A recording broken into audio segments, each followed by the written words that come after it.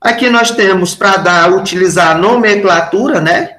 O nome oficial do haleto orgânico segue o esquemazinho. Como a gente viu todas as nomenclaturas dos compostos orgânicos anteriores, para os haletos orgânicos também, a gente tem uma nomenclatura, que seria o quê?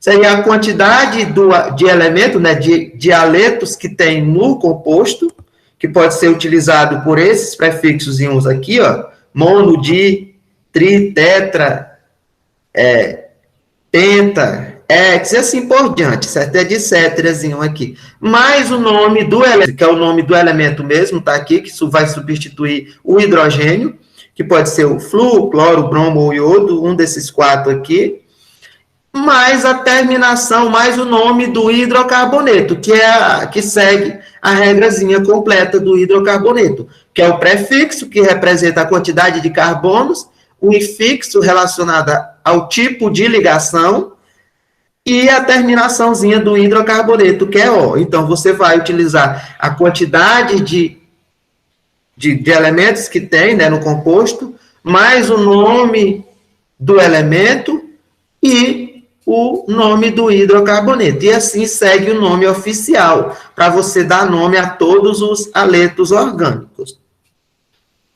No caso de cadeias ramificadas, o grupo funcional tem a mesma importância de um substituinte, no caso, como os radicais. E para numerar a cadeia em que ambos aparecem, deve-se usar a regra dos menores números possíveis. Isso aqui a gente já trabalhou. Observe que em ambos, aqui nós temos aqui, olha, tem a importância menor que uma insaturação. Veja os seguintes exemplos. Aqui a gente tem alguns exemplos, né, utilizando a nomenclatura.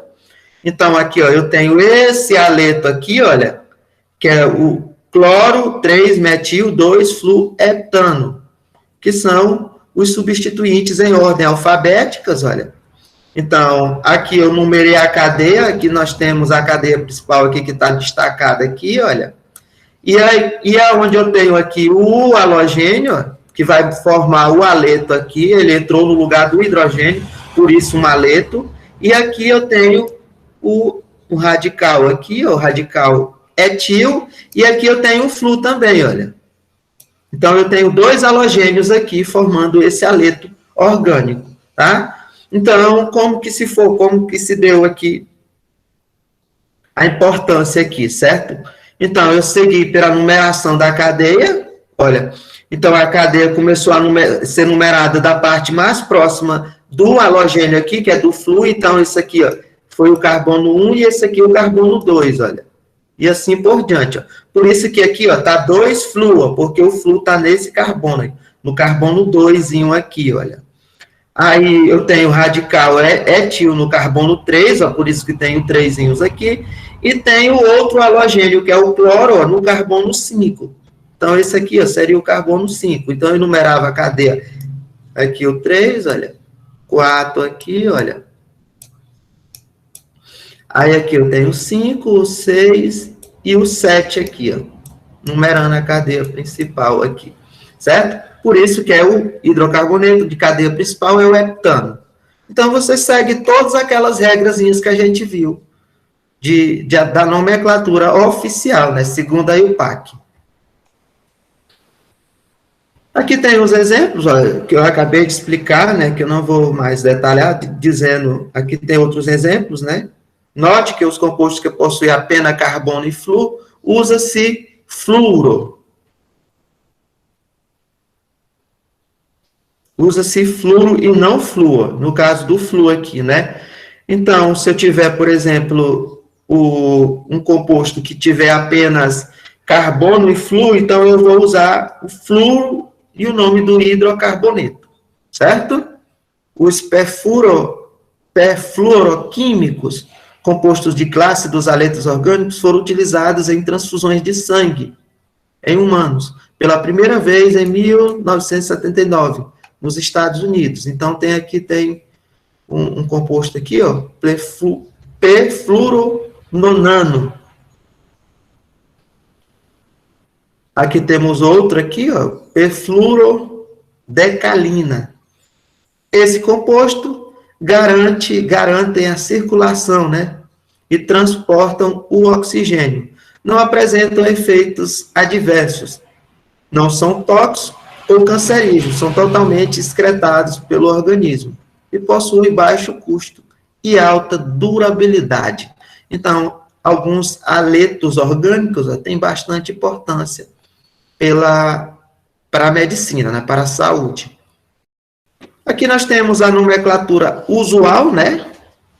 O sistema de nomenclatura usual utilizado para os monohaletos orgânicos segue o esquema abaixo. Tudo que estiver ligado aos halogênios, que no caso o flu, né? Fluoreto, o cloro, cloreto, o bromo, brometo, né? O iodo, iodeto, é considerado um substituinte, e o nome passa a ser o nome do haleto, mais